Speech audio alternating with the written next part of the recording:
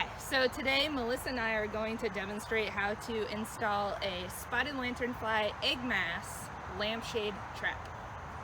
So we got ourselves an Atlantis altissima here, and Melissa is holding the roofing material. So first thing is we're going to take the roofing material and I'm going to wrap it around the tree, flush and tight.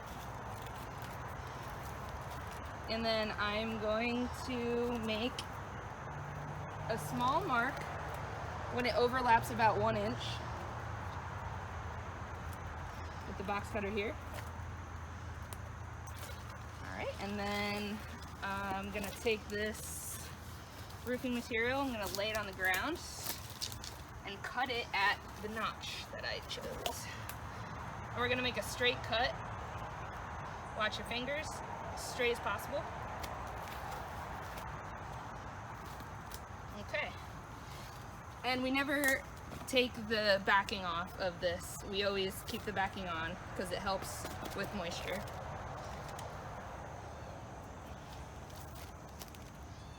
Well, it helps to wick moisture away, I should say.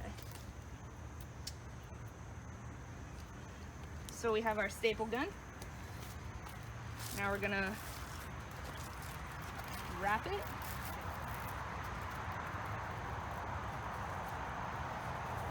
And we usually do this at about 5 or so feet, whatever's comfortable. We just make sure that there's no irregularities in the bark. If there is a nodule, we can move it up or down depending, but we want it to be mostly on a flat surface. Alright, so we put the roofing material on the tree flush. Make sure it's tightly secured. And then we'll take our staple gun and staple it where it overlaps.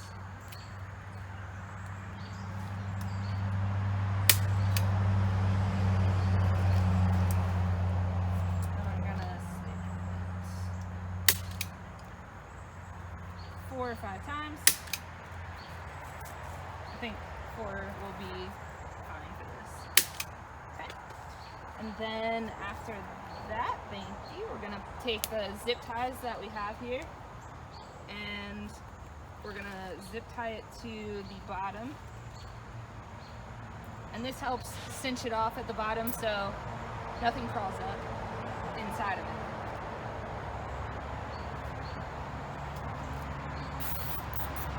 And we're gonna make sure it's as low as possible on the material.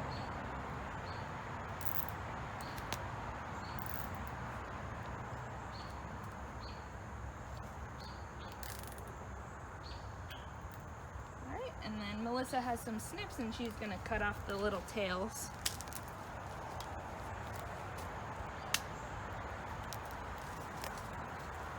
Perfect.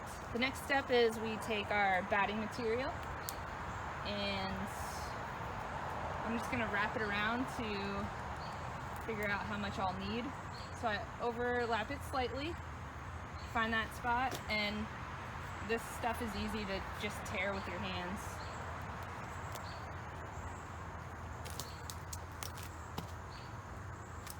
So we take the batting material and we fold it in half, fold it upwards,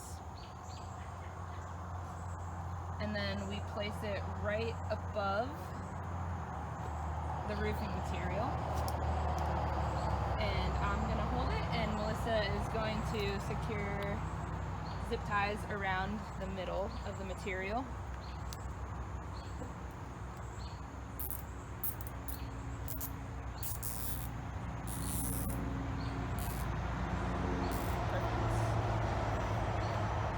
And she's going to snip off the tails again.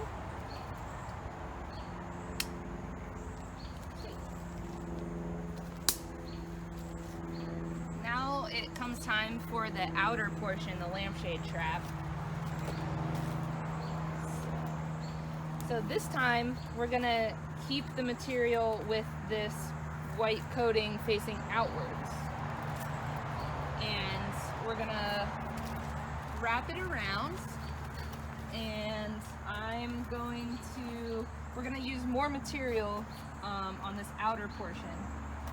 I'm gonna wrap it around to gauge where it has 2 inches of spacing underneath here. And I'm gonna overlap it this time about 2.5 inches. And then I'm going to take my box cutter and make a little notch where I want to cut it. Perfect. Actually, that's not where I want to cut it. Sorry, that's the wrong piece. Your take. I want to cut it this side. Perfect. Thank you. So I'm going to put it on the ground again. Find my notch. And then I'm going to cut it straight as possible again.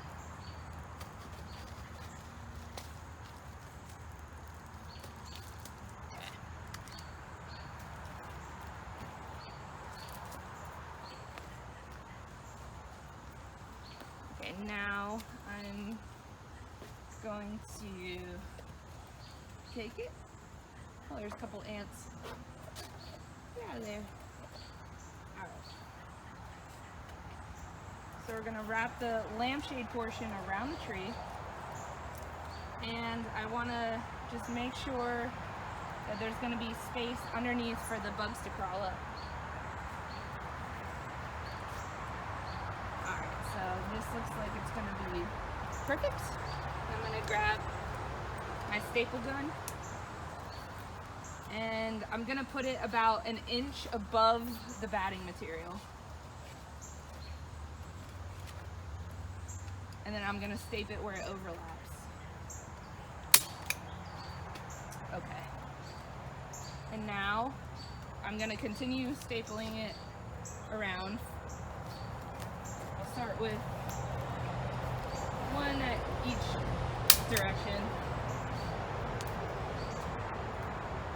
And I'm continuously making sure that there's space, about 2 inches of space, for the bugs to crawl up as I'm stapling it.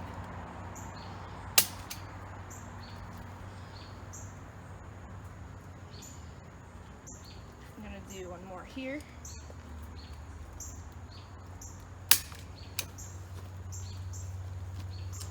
And then if there's a little flap, we can put another staple right there, and then carefully we can move this, flatten the staple inside so it's not very sharp and pointy in there. So we make sure that there's at least about 2 inches for the bugs to crawl up. That looks good. There are going to be some spaces up top, and usually what we do is we take a little bit of batting material and we'll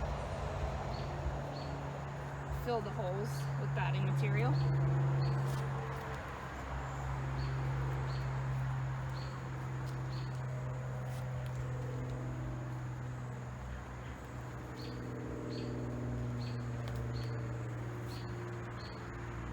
This helps prevent the bugs from crawling up and through it.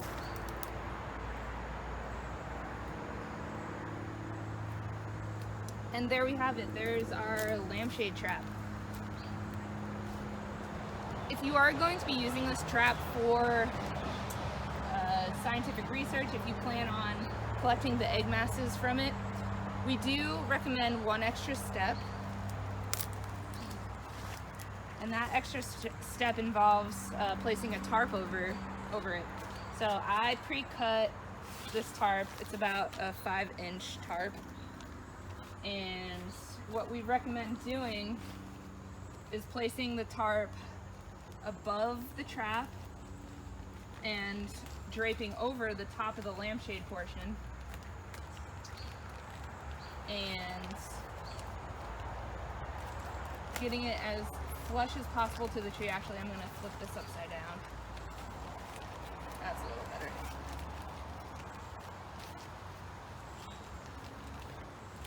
And this is going to also help wick moisture away.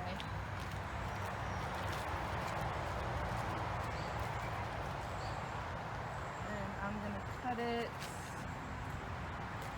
here.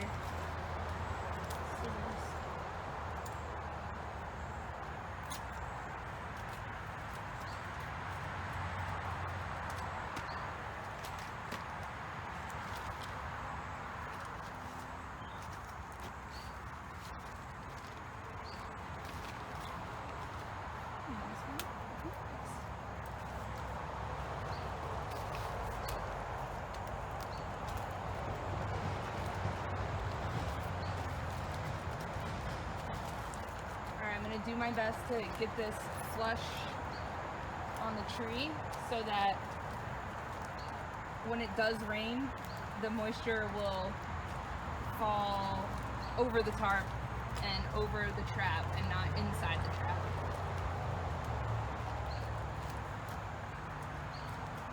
So we might need to use a decent amount of staples for this. Thank you.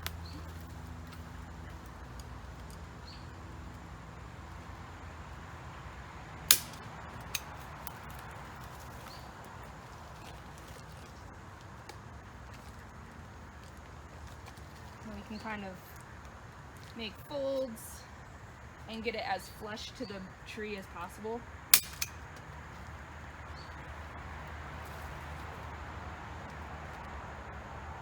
And you could cut excess off if you want. It doesn't seem like it'll be really affecting it much, but this barrier will help protect with the water. And that pretty much sums up the lanternfly trap. If you are using it for detection, I wouldn't even use a tarp. That's just an extra added step that's not necessary. Thank you and happy trapping.